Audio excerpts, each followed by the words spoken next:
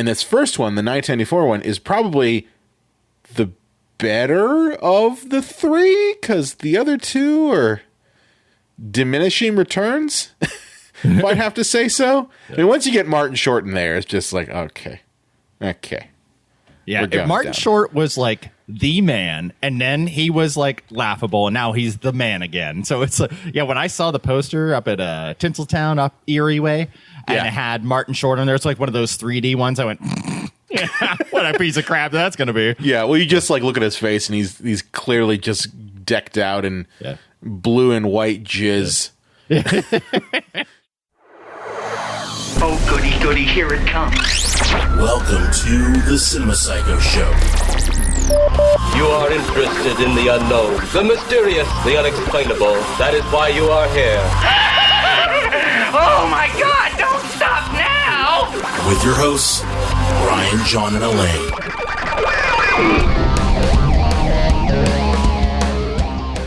Welcome to the Cinema Psycho Show, the madhouse for film freaks and film fans of all types. I'm your host, Brian Cottington, my fellow co-host and filmmaker, John Woolscroft.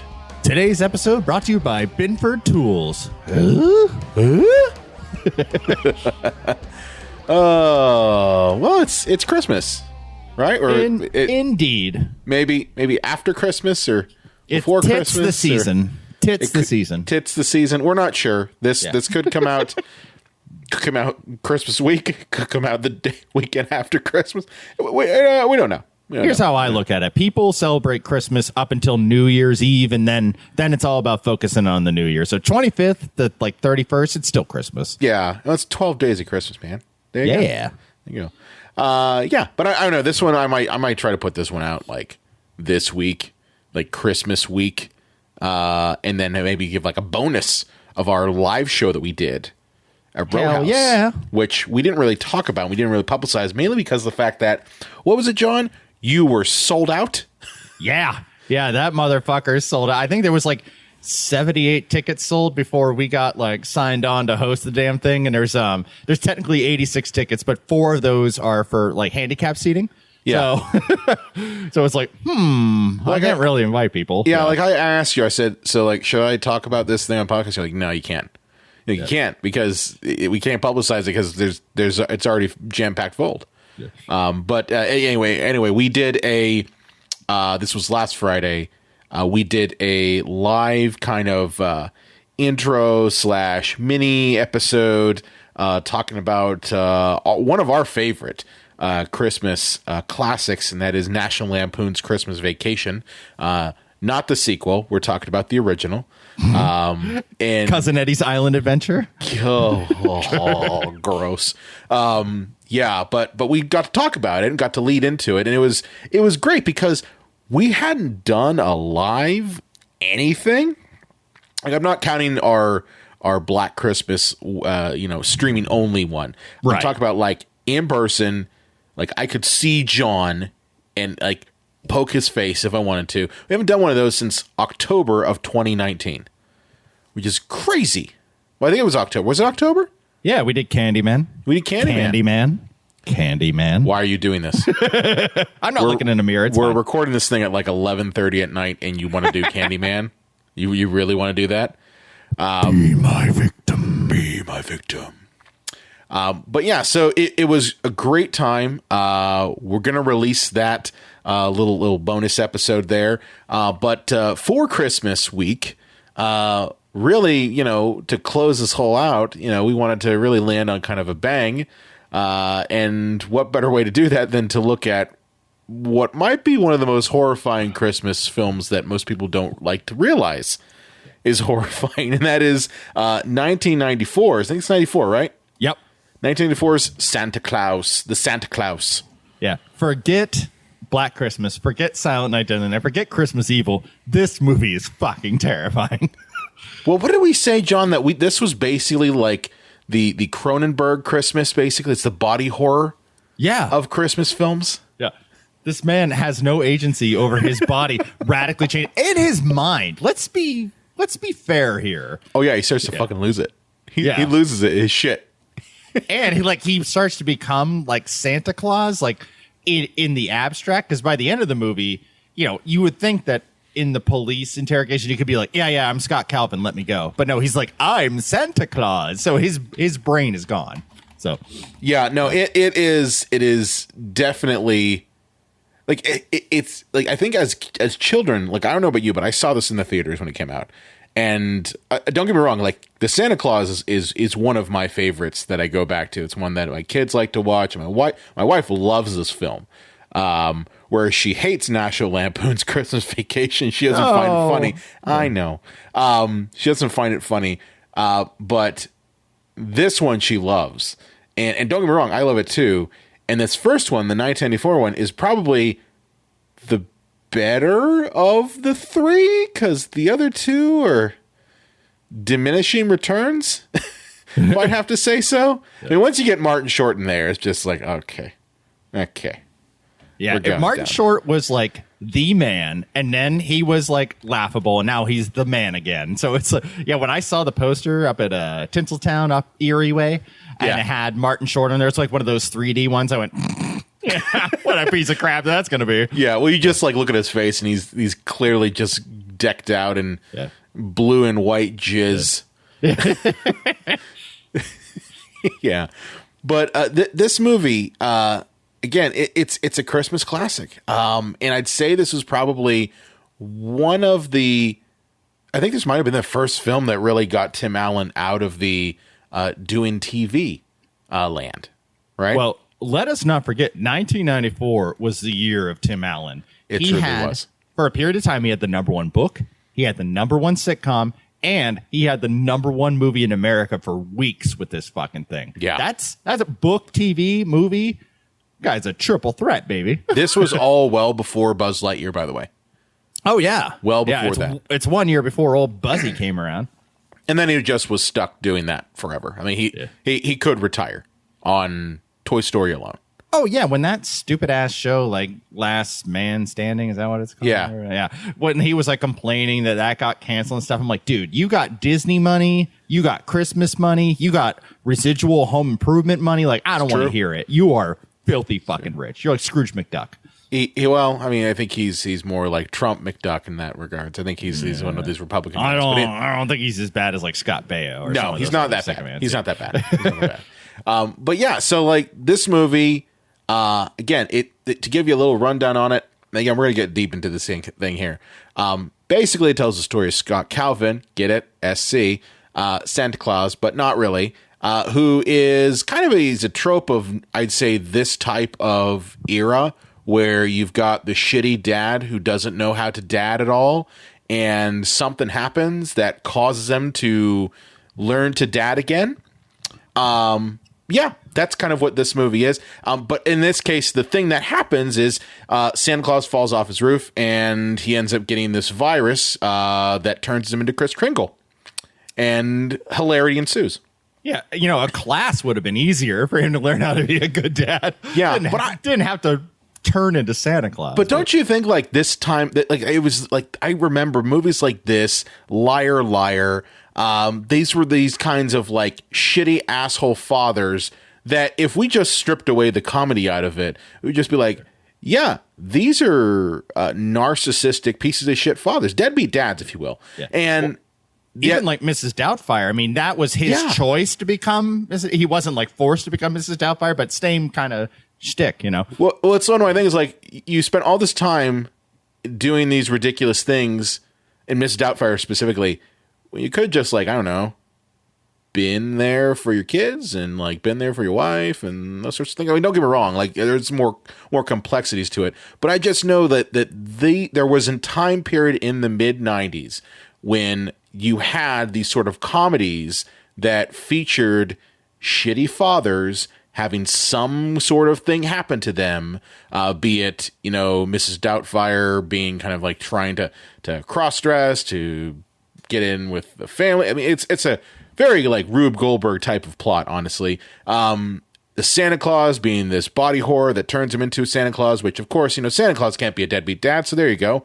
And Liar Liar, which Jim Carrey learns he can't lie for 24 hours and, still is a shitty father at the end of the day. But, it just seemed like there was a time period where that was kind of the movie to put out the shit father comedy. And he'd also, just real quick, Jim Carrey does not solve the case at the end of that movie by her lying about her age when she got married. Yeah, he still loses the case if you know anything about law. But we're not a liar episode. We're not. This isn't a liar episode. Yeah. That may be something coming down the pipe, though. I think we should do that one. Yeah. It's like where Jim Carrey went, people didn't like Cable Guy. I'm just going to go back to being goofy. You know? Yeah, I'll meet you halfway at being a deadbeat dad, but also being a cartoon character. But yeah, let's get into a little bit of this. Well, first of all, John, when did you kind of get exposed to the Santa Claus? So there was like just an afternoon at my house. It started to get like dark at like 5 o'clock as it does. And I went downstairs and my mom was like, yeah, I want to take the kids to that new Christmas movie. And I got like just shit in my pants excited because I thought we were going to go see the Santa Claus and everything because I liked Home Improvement back then. And she's like, Miracle on 34th Street. I'm like, oh, motherfucker. Yeah. With Sean Hammond. And then like I think like 2 weeks later, my old man took my sister and I to see the Santa Claus. And of course I loved it. It was like a Christmas thing at Christmas time. Tim Allen, I thought was like we all did for some reason, like the funniest guy in the world. So all the guy was doing was making grunt noises, but we laughed. We didn't know any better. We really didn't. So yeah, there's just something likable and approachable about him for some reason. He's got you know what it is? It's a cultivated everyman aesthetic. It's the same reason why people like Mike Rowe. It's that same sort of thing. It's like, yes, these people have more money than God, but at the same time, they talk just like we do. Yeah. And they come on talk shows in flannels. Yes, they come on talk shows in flannels. Just the same type of flannel that you have. Yeah. They didn't get it at Walmart, but it's still a flannel, like it just might cost, $100. But my point is just like these sorts of characters, and I kind of call them that as characters. They're cultivated to be the everyman. Now, not trying to say that Tim Allen wasn't like that at one time, but I mean, as you mentioned, John, at this time period, the number one book, the number one movie, and the number one TV show. I don't think the everyman thing is there at that point. The man went to buttfuck prison. You know what I mean? Like, like not at some nice prison, like fuck you in the butt prison, You can't say that, John. The pound me in the ass prison. No. You're just saying this shit because it's 11:30 at night. That's what it is. You're like, this is 11:30 at night, John. But yeah, I kind of was in the same sort of boat. Although we didn't get dragged to Miracle on 34th Street. We watched that like the next year when it was on VHS. But no, this one, it was just like my mom was like, hey, let's go watch this funny movie. It's the Santa Claus. It looks cute. Let's go watch it. And we watched it. It was great. We loved it. But if you stop and think about it, it's horrifying. It's a horrifying film. Yeah, because for me, this wasn't something that like became a cherished family memory or that I watched every year. Like, I watch National Lampoon's Christmas Vacation every year, watch Rudolph, Grinch, all that shit. But, I saw it, I liked it, but I think we rented it on VHS. That's how long ago it was. But then I don't think like I didn't watch it every year. So I think I revisited it in like my early 20s and I'm like, oh, what the fuck is up with this movie? See, I was the opposite. We actually did watch this thing like every year. Like we added other ones to it. Like, obviously Jingle All the Way 2 years later gets added to this. Smash with holy classic Jingle All the Way.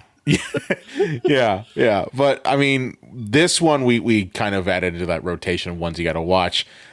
Just because it's more modern for us at the time. I mean, and on top of that, it is timeless in that regard. Now the sequels, as I mentioned, unwatchable.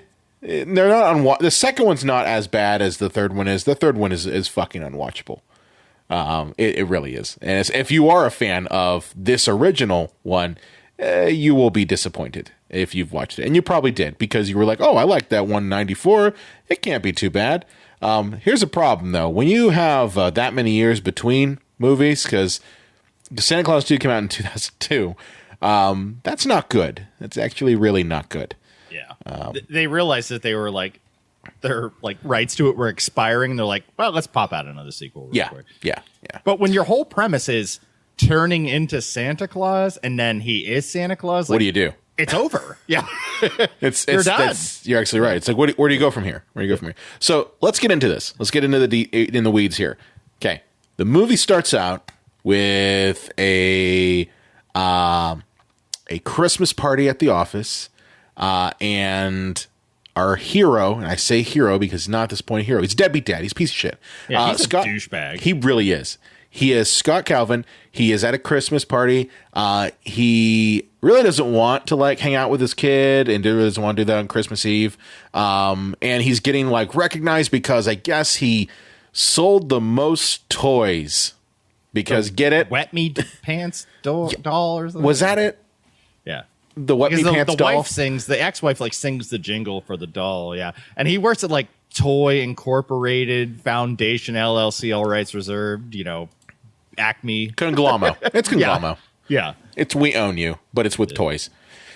Yeah. So he gets kind of dragged away from this, hoity-toity Christmas party and ends up, reluctantly being a dad for, Christmas Eve with his son Charlie.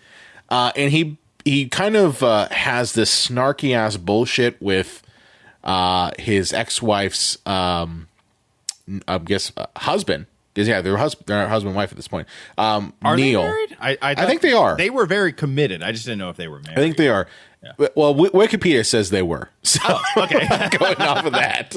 Don't trust Wikipedia, Brian. Yeah. But Dr. Neil Miller, played by always the fun Judge Reinhold. Yeah, who's like kind of the king of Christmas, man. He's got Gremlins. He's got this. He does. Yeah. Hey, it's cable. Come on, baby. We're talking cable. Talking cable. Yeah. Well, this movie has like a lot of negative feelings towards like psychology and human emotion and like Christmas sweaters. Yeah. This thing really hates Christmas sweaters. Like really badly hates Christmas sweaters. Because even though Scott's a dick, like you kind of side with him because he's just whipping out like all these funny one-liners back and forth. So you're sitting there probably going, yeah, emotional well-being's for dorks.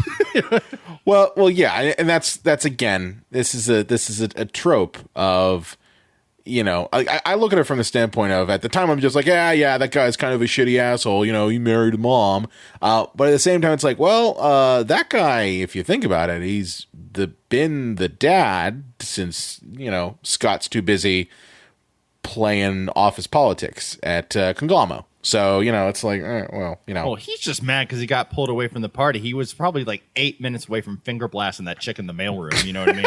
He's like, I got to go home to my kid. Yeah. Because, again, at this point, Scott is not a good or decent human being. But yeah, basically, the only thing that does suck about Dr. Neil Miller is that they are discouraging their son Charlie from believing in Santa Claus, which is fucked up. Well, I hope no kids are listening to this, but I was around. No kid listens to our show. Yeah. Or like just listening while mommy or daddy listens to it. But I was like 8 or 9 when I found out there was no. My older sister told me, and I wasn't really that bothered by it. Yeah. Because I think like I was just so greedy. She's like, don't worry, mom and dad buy the presents and they're still going to buy them. I'm like, oh okay. Yeah. As long as I get shit, I think I must have been around, I think it was around like either 9. I think it was 9. When I kind of, stopped that. And it was mostly just a matter of like, I found where the presents were out, like where they're hidden. And it's just like, they're in mom's closets and they're the presents all there, all wrapped, all with names on them. And it's like, okay, that's cool. But yeah, I mean, and then really for me at that point, it was just like, try to make it good for like my brothers who were younger than me. But yeah, I mean, I think like trying to encourage your kid not to believe in Santa is really kind of fucked up. Yeah. But I mean, the kids kind of like ruined it for him at school. It's not like, they purposely ruined it for him. Yeah. But do you want to hear how smart Lane is? How smart is Lane? She found out there was no Santa Claus because she noticed that Santa Claus's handwriting was identical to her mother's. That is really creepy. Yeah. That is really creepy. I never know. I just looked for a box that said to John, and I was like, yay! Well, I mean, here's the thing. For me, I kind of had an inkling when I noticed that the same wrapping paper is being used every year. And it's like that same wrapping paper would also be used when wrapping presents for like family and friends and that those sorts of things. Like, it's like, oh, okay. So Santa Claus has the same wrapping paper we have. You start to do the whole Occam's razor thing, and you're just like, okay, no, this ain't kosher. This ain't kosher. This ain't cut and mustard. I remember in '89, I got the Batmobile, the Batman figure, the Joker figure, and I got like Batman on VHS, and I was not bothered by any way that Warner Brothers was not suing Santa Claus for copyright infringement. Yeah, no, I was not bothered by any of that at all. No, not at all.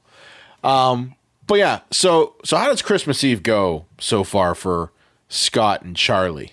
Okay, first off, I just need to mention this, and if you do listen to the Partner YouTube episode, which probably will be out roughly at the same time, depends on how much I can get edited. Like, Charlie is the most annoying little piece of shit in movie history. I fucking wish I could curb stomp this kid. Wow, you just. Like, I was trying to get you to talk about like how Scott can't apparently adult a dinner, but you just dive right into Charlie's horrible little shit. Why is he a horrible little shit? Why do you hate him? He's so fucking annoying with this stupid little haircut and this dumbass little face. And everyone had that haircut, dude. I had it too. I had the haircut. My brother had the haircut. Yeah, we all had that haircut. But not when I was 4, not when I was 8. Jesus. But yeah, it was just. He's just so goddamn annoying and whiny, and just he's a little narc. He doesn't realize he's a little narc.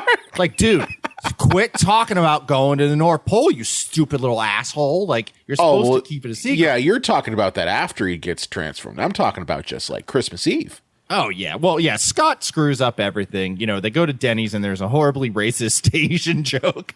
But first of all, Denny's is awesome.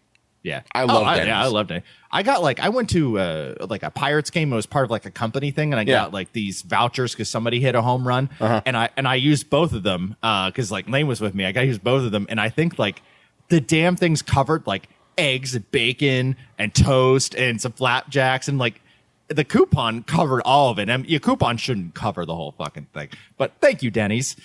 Please I'm just gonna say, Denny's is awesome. I don't begrudge. First of all, I don't begrudge anyone who decides not to go through the crazy task of cooking massive gigantor meals if they don't want to. Yeah. Like, truthfully, you by that time are fucking exhausted. And I speak from experience because I have children. So you by that time are fucking exhausted. And it's like, okay, you just got done wrapping all these fucking presents. You just got done cleaning up the damn house and getting everything squared away. And now you're expected to go put together a big fucking meal. Yeah. Fuck that shit. Yeah. Just go to fucking Denny's or go order some Chinese food or whatever. I mean, last year in the height of the pandemic, we got Chicken Latino, which is a restaurant right literally a corner away from where we live. And it was great. We just got it we got the day before. So right before Christmas, got it, had it ready to go, just had to heat the damn thing up, and that was it. You know what? And that's awesome. That's the Christmas present. It's right there, as if I don't have to cook shit. But yeah, he fucks up the dinner, goes to Denny's, and like you get that Charlie is not pleased with any of this. I want chocolate milk, and I want to be with Mom and Neil. Yeah. To be fair, Scott is a terrible father, so like, I get it. I get where Charlie is coming from, but at the same time, ease up. You little shit. I also, I should say, dear audience, like, I don't have kids. I never want kids. Never will have kids. But I prefer little girls. Like, they're so much cuter and sweeter and more fun. Like, little boys just annoy the piss out of me. But it depends. Yeah, it depends on the day. But depends on the day. let's move this along to what they call in screenwriting the inciting incident. And that's they're in bed, and suddenly they hear a bunch of shit on the fucking roof. I don't know why Santa just like took the day off on keeping quiet in the Calvin house, but they go outside. Scott yells at Santa. He falls off the roof and fucking dies. Yes. Disney, the happy studio, right? Wait, was this Touchstone or was this Disney? I mean, I believe no. Oh, this was Buena Vista. Yeah. See, the thing is, dear listeners, if you don't know, Disney has some kind of like how Stephen King could be Richard Bachman. They have other production things that they don't want the mouse connected to. Yeah. It was, what else it was? It was also Hollywood Pictures. Yep. Yeah. So here's the thing. Like we talked about Touchstone before, and how like with The Nightmare Before Christmas, Touchstone was like the redheaded stepchild studio. That's where you go if you have a redheaded stepchild, movie, something that's like not quite family friendly.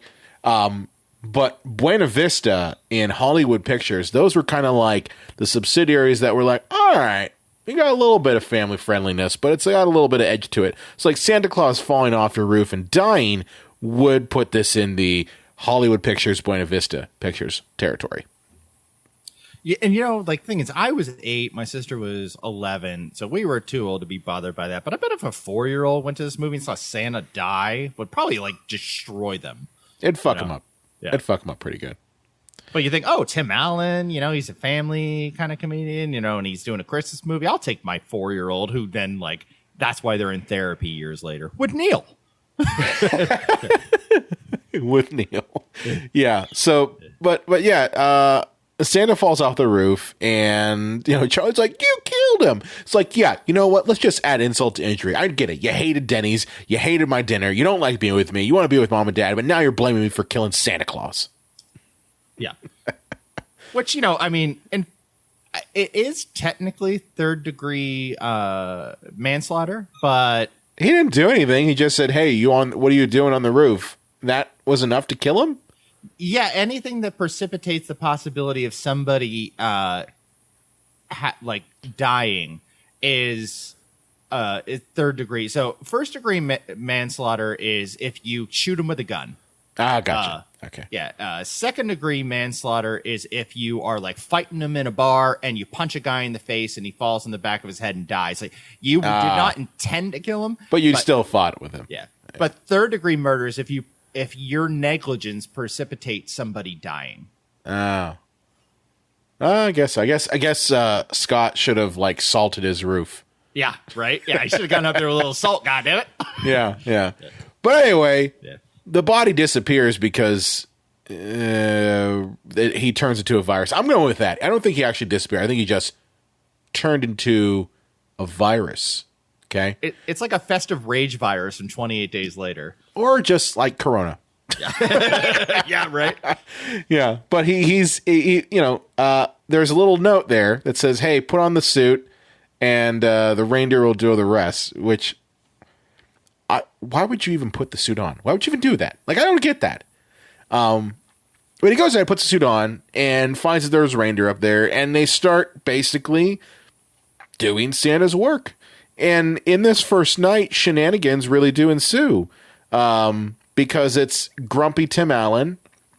Because really, let's be honest here. Scott Calvin is actually being played by Tim Allen, but Scott Calvin is actually Tim Allen in this. It's the same personality. Oh, yeah. Tim Allen does not have range. No.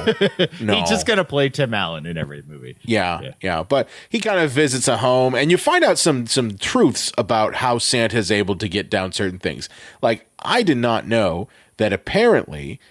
even if you don't have a chimney, Santa can get down, a little pipe, okay, by turning into goo. Yeah. Yeah. And the thing is, if you have that level of magic powers, can't you just run through the front door? Kitty Pryde? You should be able to. You should be able to.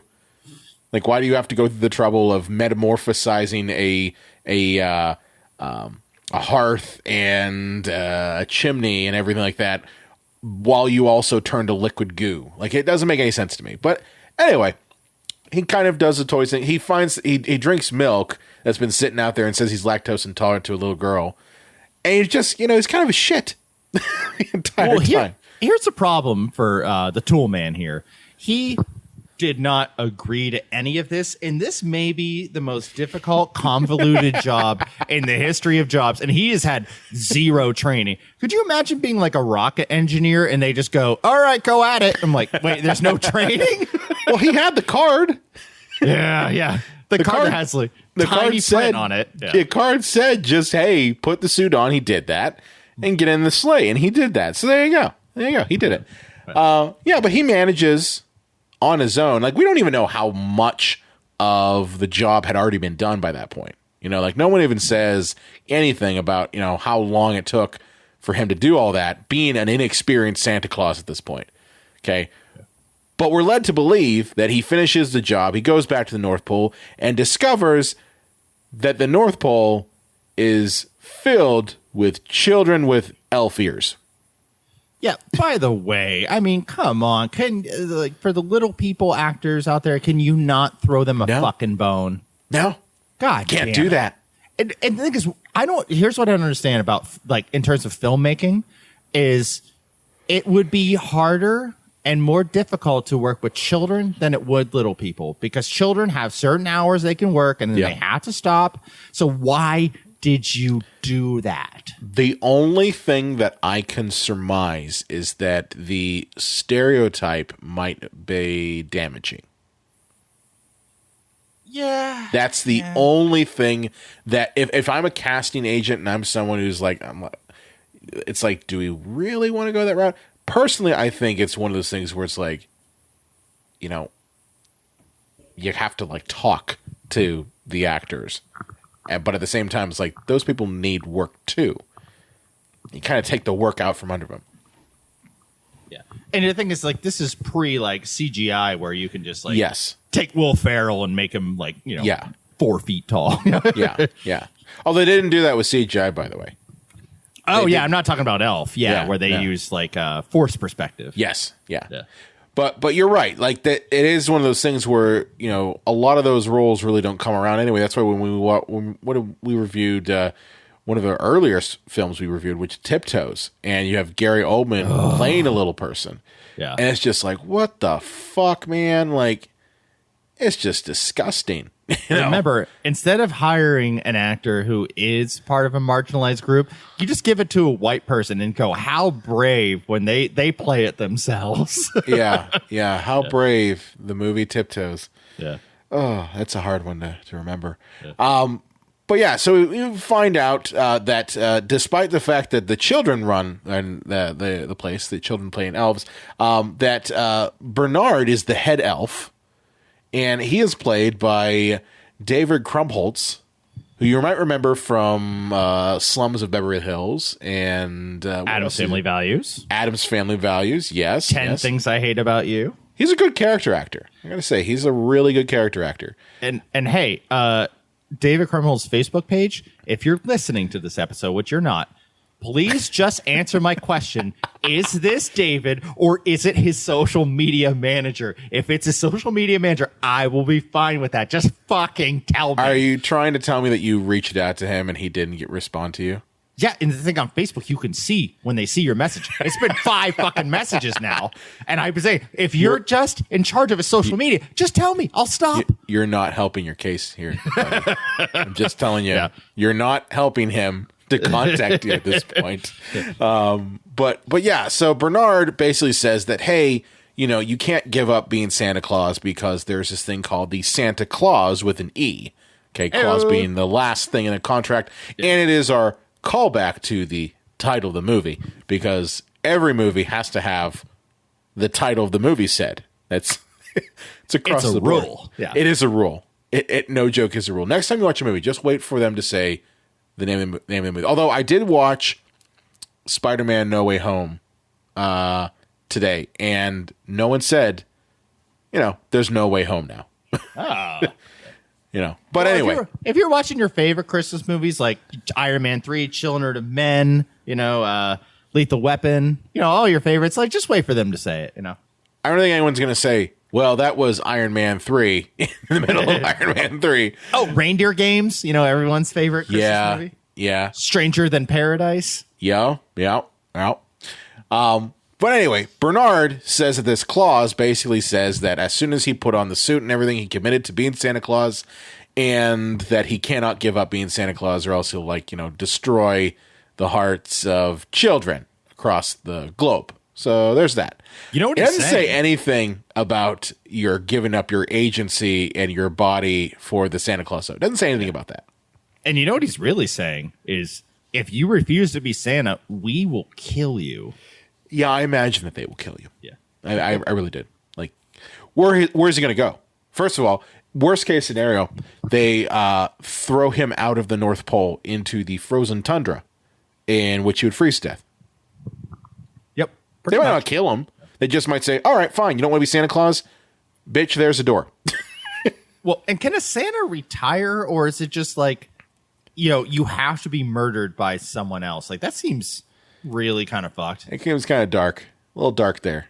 I don't think anyone can retire. I think it's one of those things where it's like, you're in it till you're dead. It's like a gang. Because, how does Scott Calvin feel knowing that, like, he's got to look over his shoulder for the rest of his life because somebody is out. Someone's going to push him off the fucking roof.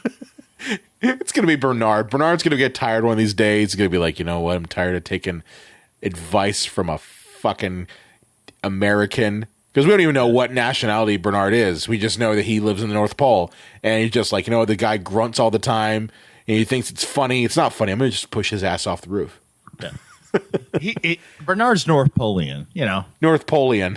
Yeah. Yeah. But, so anyway, Scott goes to sleep. He wakes up, and he thinks it's all been a dream, but he's wearing the same pajamas that he wore in the dream. So, is it real? Is it, delusions of grandeur? We don't know at this point. Is it real? Is it Memorex? We don't know. We don't know. Yeah. But Charlie really thinks this is all real. And as you mentioned, this is the part where he starts to be a fucking narc. Yeah. About everything. Because he can't keep a goddamn secret. They actually tell him, just keep the shit secret. You don't need to. No. He's going to tell everybody that his dad is Santa Claus and that he went on this magical adventure. And everyone's going to look at Scott and be like, you're fucking insane. I think it was Charlie in 1981 that outed Tim Allen as having cocaine up his asshole. My dad has cocaine up his butt. Yeah. Yeah, you said that, didn't you? You said that. Eric Lloyd is never going to talk to you now. If you try to reach out to him, he's going to be like, no. I reach out to him every year, and he ignores my ass every time. That's why you called his character that he's only really known for doing one thing, a narc. So, yeah. But along with Charlie basically going off on all this whole Santa Claus shit, Scott starts to have what I would consider to be one of the most disturbing things, which is his physical body starts to transform. And this really does get into some body horror elements here. And when I'm talking about body horror, I'm talking about things like the movie Videodrome, if you ever heard of that movie, where like really bizarre things. Scanners is also in that. A lot of Cronenberg shit. Okay, David Cronenberg films. That's what I'm talking about here. Because, he has no control over this. Whatever virus is in those Santa Claus obviously is starting to change him. This is kind of similar to the horror film Clown from 2016. Okay. Oh, Jesus. Deep cut. Yeah. Yeah. Where a man literally starts to turn into a fucking clown. It's the same level of shit. Okay. Same fucking level. And here's the thing: if kids are not supposed to see Santa Claus, I know we have that scene where that little girl sees him, but he's also new. He doesn't know to sprinkle magic Christmas dust on her face or whatever the fuck, But why does he have to look like Santa if no one ever sees him? It's true. And why does he have to look like the Coca-Cola Santa? Because until Coca-Cola started drawing him, he was only 2.5 feet tall because they wanted to make it logical how he fit down your chimney. Yeah, you're right, because a giant fat man really can't fit down a chimney. Yeah, I mean, a regular sized man can't fit down a chimney. It's true. Yeah. It's true. I mean, I always best basically Santa's magic. You can't really see him. If you see him, then he won't get presents. That's how it works. But yeah, it just starts to be kind of weird that why does he have to have his whole appearance change? And I know why they did it for the movie. It's because it's funny. Let's see what happens if you get someone who has no control over their bodily functions and they start to morph into the Santa Claus and they're trying to deal with their regular life. So like there's a scene, which is great, where Scott has gained a shit ton of weight. Okay, so none of his clothes fit. On top of that, he's growing facial hair, like crazy amounts of facial hair. And it's going gray. So he shaves all of it. He goes into work dressed in sweats, which I had to laugh at it because I'm like, yeah, in 2021, that's not that big of a deal anymore. Right, yeah. It's like we zoom in now. And it's just like, oh, you're already in sweats. Oh, no big deal. But he goes into this meeting and, as you mentioned at the top of the show, his psyche is also starting to change a little bit because he starts to think of everything in terms of Santa Claus and starts to think of everything in terms of, the purity of Christmas. When they talk about this turbo tank thing, he's just like, oh, what the hell is that? We're trying to show violence for Christmas, and it's affecting his mind. Well, not just that, like he goes to order food and you could tell that it's not like his choice. It's almost under some kind of spell he's under where he's like, I want a chocolate fudge sundae and chocolate chip cookies and just all these sweets and everything. So his mind is being changed without his permission. That's even more terrifying than the body stuff. It's fucked up because I imagine like what that probably means that all of his like adult urges probably also are blunted. Like he's not watching porn anymore. No. Well, you know what? He watches A Christmas Story and just jerks it off. Ew, gross. He can't finish until Ralphie gets it in the eye. Oh man. You had to take it. You had to take it there. You had to take it there, didn't you? You had to take it there. Yeah. But yeah, all this shit starts to happen with his face and his body, and it's all starting to transform. He goes out in public, and suddenly everyone thinks that he's Santa Claus for whatever reason. Like children follow him around. He's followed around also by a bunch of deer, like for no reason. Yeah, they're not reindeer, aren't they? Just deer. They're just regular deer. Yeah. Because unfortunately, reindeer don't just live everywhere. Like they don't. They live in a specific part of the world. But yeah, so it all starts to be acting really strange for him. And on top of that, like the appearances changing for him is not helping his case with like, Charlie and his ex-wife and Neil, because they all look at it in the standpoint of like, he is actively supporting delusions that are harmful to a child, which I get. I understand where they're coming from. But and the thing is, like, we forgot to mention, it's almost like a mafia thing when Bernard's like, you've got 1 year to get your shit in order, and then you're back as Santa no matter what. Yeah, I forgot to say that. So, yeah, it's like, Bernard doesn't care how much it absolutely dismantles his family and social life. Like, you'll be back here as a fat ass, goddamn gray haired motherfucker, in 11 months right after a turkey. Yeah.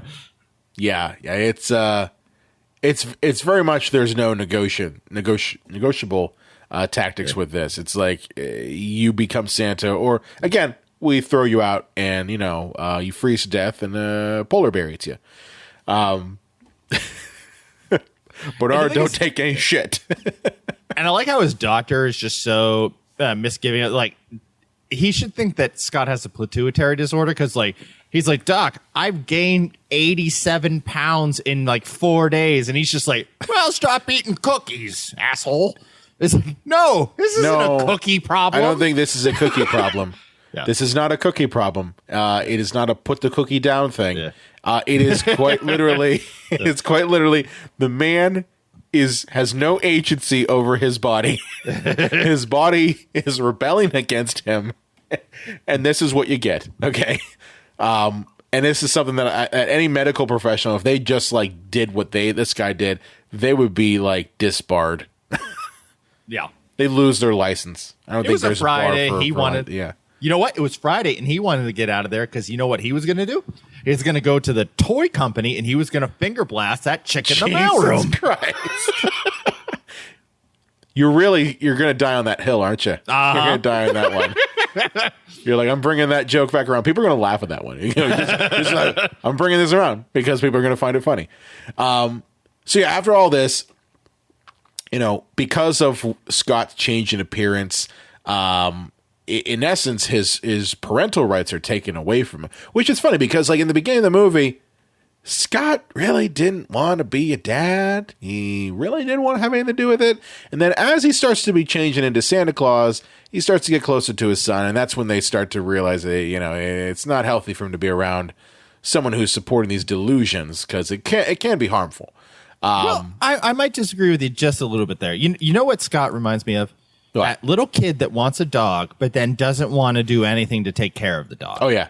I think Scott loves his son and loves having his son, but he doesn't want to do anything to be like a good dad. Yeah. He doesn't, that's why it's like, he doesn't even look at the fucking recipe until 10 minutes after his kid gets there and goes, oh, this would have taken 4 fucking hours. You know?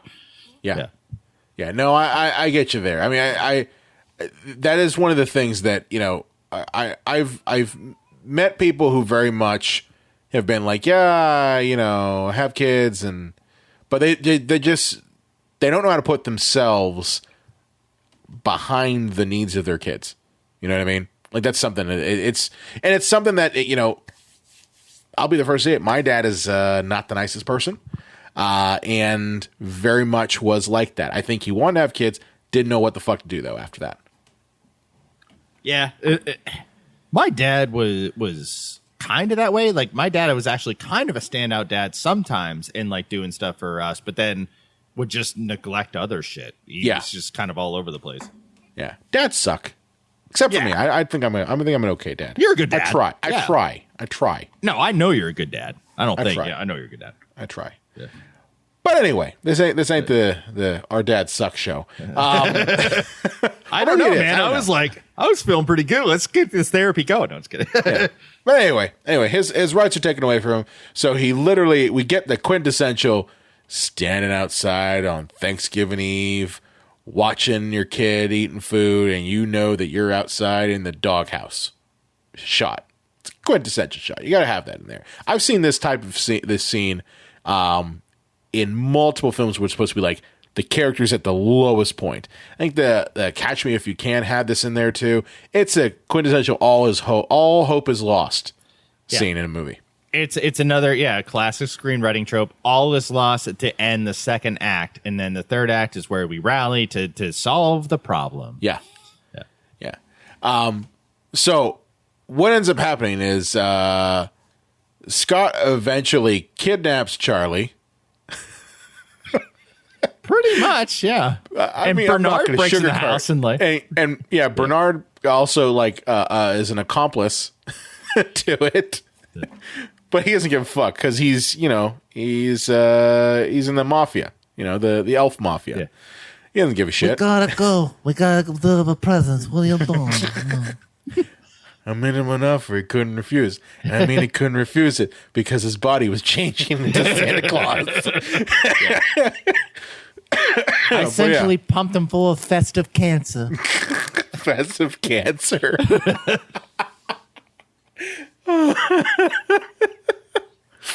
Oh my god, that's actually the perfect. That might be the title of this episode: "The Santa Claus: A Tale of Festive Cancer." God. Oh shit. But anyway, Scott kind of kidnaps Charlie and transports him to the North Pole. And at this point, something must have happened, man. We must have lost the scene where this occurs because his appearance changes incredibly drastically the moment that he kidnaps Charlie and they end up in the North Pole. That's where he ends up into the Coca-Cola Santa Claus. Mm-hmm. Yep.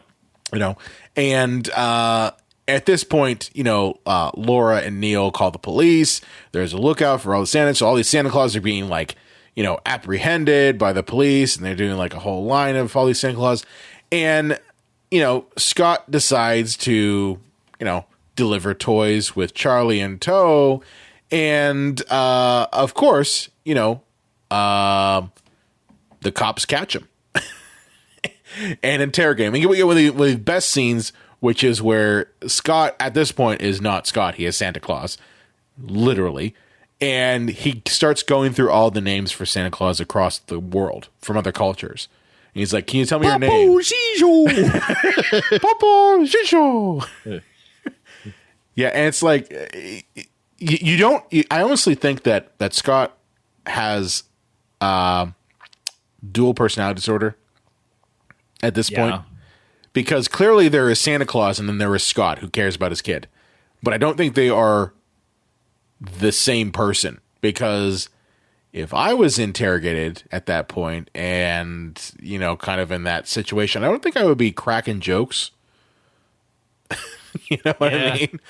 Well, it doesn't make any sense, but it's the exact same scene we get where Robin Williams is at like the temp job agency, and he's just doing all his shtick. It's like, we got to get like the shtick in there. You know, that's why he came. That's why he bought a ticket. Watch Tim Allen do his shtick. Well, that's what all the trailer was up.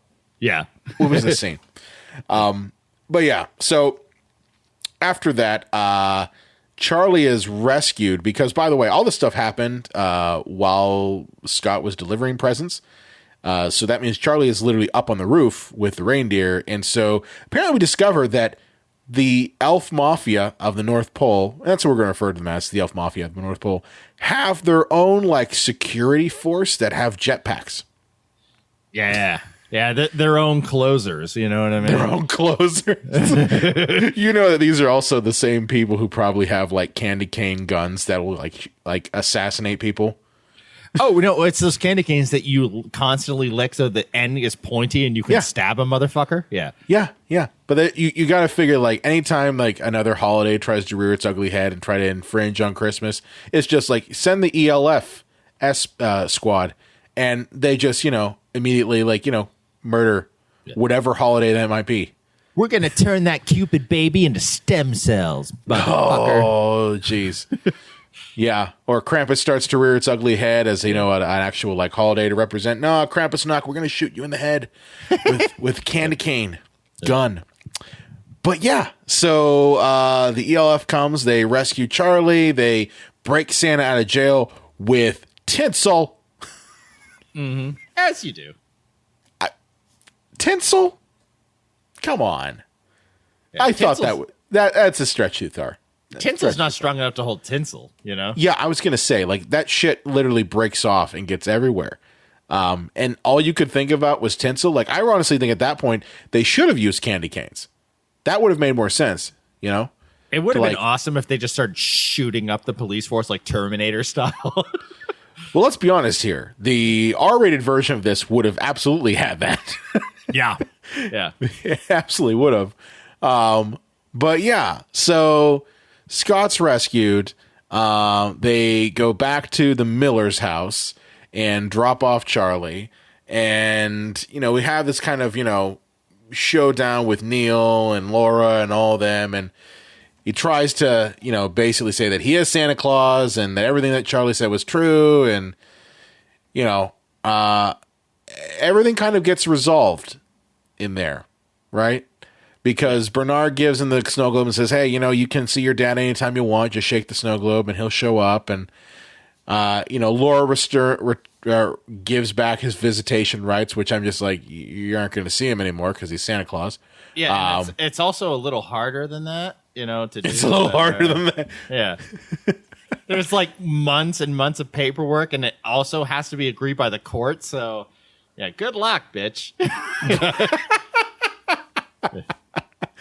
Yeah, it's like, well, I just burnt the papers. You know, I burned them, so it's okay. It's cool now. We're good. We're good. Yeah, nobody else has a copy of this anywhere. Yeah, no one else has a copy of it. No one ever does anything like that. It's just those are the originals. So as long as you burn them, then it's gone. You know. But yeah, and then, you know, Scott leaves as Santa Claus, and he drops off a bunch of presents that are meant to convince Laura and Neil that he really is Santa. Okay? Like Neil's weenie whistle, which I got to be honest with you, that's a shitty gift. Well, I love that how Freudian it is. You're going to stick that weenie in your mouth, you know? Like, he's a psychologist after all. It makes sense, you know? John, only you would pull that out of there. Literally. You pull that one. when his ex-wife wants to date rape game or something. Oh, come on, man. Oh, no. The dating game or whatever. The dating game, date rape game. Jesus, man. You can't do that. Okay? You can't. I know it's 12:18 in the morning, but you can't do that. You can't. You're just like, fuck it, I'm done. I have a long day at work. I'm gonna be going all crazy, going X-rated on this podcast. Just John at 11, baby.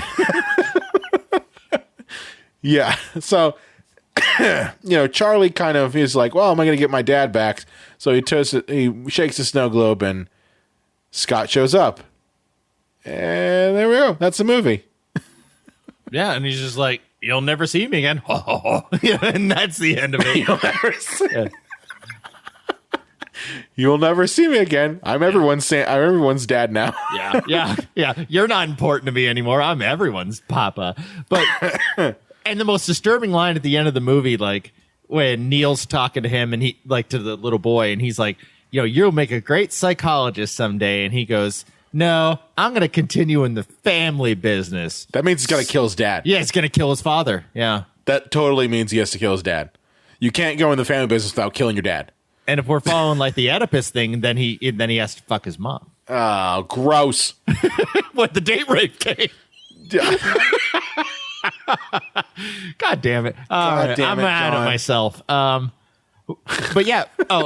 Real quick, this is not important, but this kind of thing bothers me because my mother is a psychologist. Every movie calls people who do therapy, like in-session therapy, psychiatrists. Psychiatrists don't do therapy. They are there, for medication. Psychologists do therapy. I know psychiatrist sounds more professional, but Neil is not a psychiatrist. He's a psychologist. That end a rant.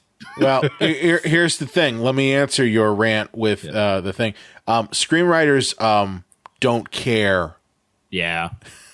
Research is for pussies. Research is for pussies. They don't care. They don't want to do the research. They go with what sounds good on paper. And the fact of the matter is, John, the average audience member doesn't know the difference. That's true. Yeah. They don't know the difference. If you were to go to an average person and say, can you tell me the difference between a psychiatrist and a psychologist? They'd be like, I don't know. Yeah. Pretty much, yeah. I don't know. But no, I get it. I get it. I totally get it. That's why I hate it when screenwriters constantly give people, like the main characters in their movies, jobs that clearly would not exist in reality and would not have the financial freedom in reality. Like, you ever notice that in movies, the lead character is always a graphic designer? Yeah. Or he's in marketing so they can put any product they want in the movie and not get shit for it. Yeah. But it's just like they never have to go into work. They don't ever have to like do a meeting. They don't have to ever do anything. They're just like, oh, well, what is your job? Well, I'm in graphic design, or I'm in web design, or I'm in marketing, or I'm in, sales. It's like, but you don't go to like a job or anything because clearly you have the whole plot of the movie to deal with. Yeah. Like, that's one of the things I never understood. Or if they're at the office, it's just scenes for like exposition with other characters or something. It's lunch hour. It's always lunch hour. Yeah. But I will say this, in conclusion for this movie, I feel that like the more you unnecessarily think about this movie, the harder it is to like take seriously. And I'm that kind of asshole. But I remember, talking to my mom a couple Christmases ago about like all the logic fallacies and gaps in this movie, and she just said, John, I just liked it because Tim Allen was funny and it was a cute movie. And I feel that if you are not a dickhead like me and can just watch it for that, you're going to have a good time. But the deeper you go into this thing, oh boy. Yeah, I mean, don't get me wrong. I do like this movie and I do have fun watching it. And I watched it already once this year, and I'll probably watch it again sometime this week, as we run up to Christmas. But it is definitely a movie that if you do go any beneath the surface on it, it is really fucking disturbing.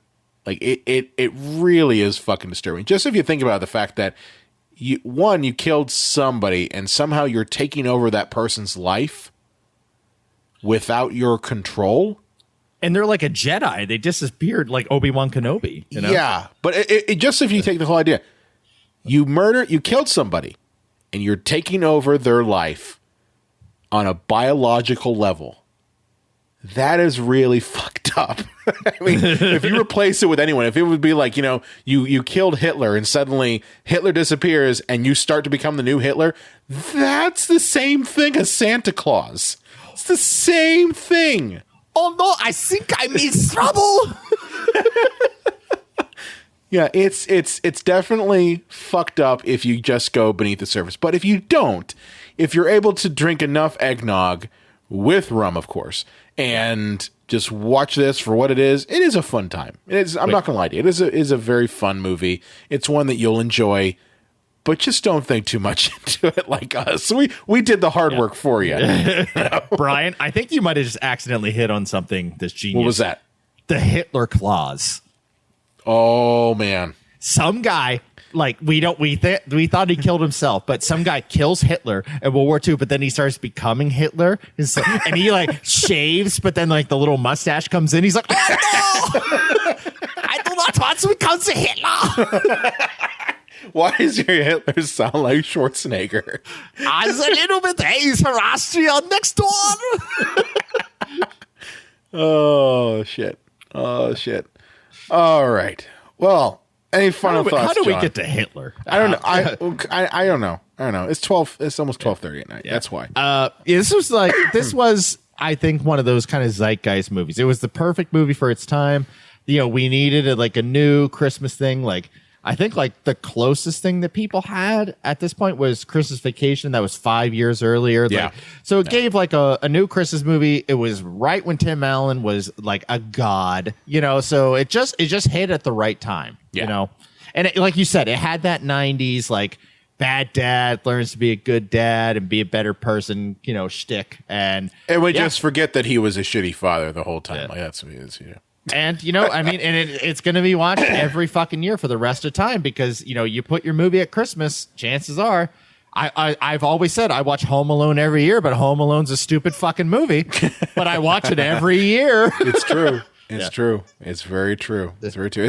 I mean, Santa Claus is a classic, just like A Christmas Story is a classic, just like Home Alone is a classic. It's one of those, this is one of those ones you do watch every year. Just don't really watch the second or third one, especially the third one. You can pretty much stop at the second one if you want to, but I mean, the third one is real bad. We'll never forget in the second one he has to get married as Santa Claus, but when he kills Santa, there's no Mrs. Claus in the North Pole, so I'm pretty sure Bernard took that bitch out back and put a bullet right in the back of her head.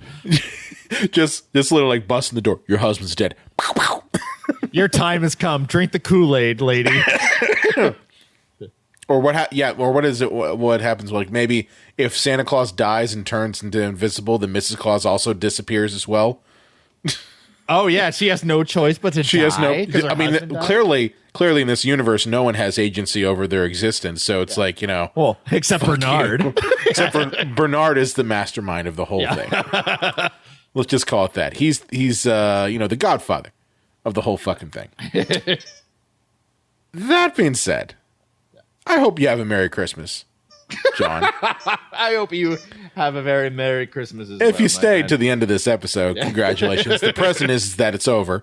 Have a happy holiday, and we'll be back right around the new year. That being said, John, where can they find you at on the internets? You can find me at Twitter at the Unreal J Wolves. Please at me, and if you do, I will answer you. Unless you're really awful or say something gross or racist. And J-Dub's Video Nasties will actually have a partner episode with this, which I think is pretty cool. So many questions to Santa Claus. Yeah, so J-Dub's Video Nasties. Feel free to pop by there, check that out, and subscribe if you dig it. Awesome. Well, you can find me at Brian Connington, also on the Psycho Show page. Be sure to like us on Facebook, Instagram, and Twitter at Psycho Show. You can also find us on the Epicast Network, epicastnetwork.com. If you have a favorite movie or question you want to throw away, or if we have offended your treasured nostalgia for this movie, which I have a feeling that we probably did, you can contact us at cinemapsychoshow.com. Be sure to subscribe to us or follow us wherever you listen to audio, and we will see you next time. My name's Tiffany. Come down to the mailroom where you can stick an index finger in my vulva, front, bottom, lady parts, cunt, pussy, twat, snap, honeypot, muff, tail, fanny, box, beaver, jelly roll, coos. Oh, fuck, John. Why?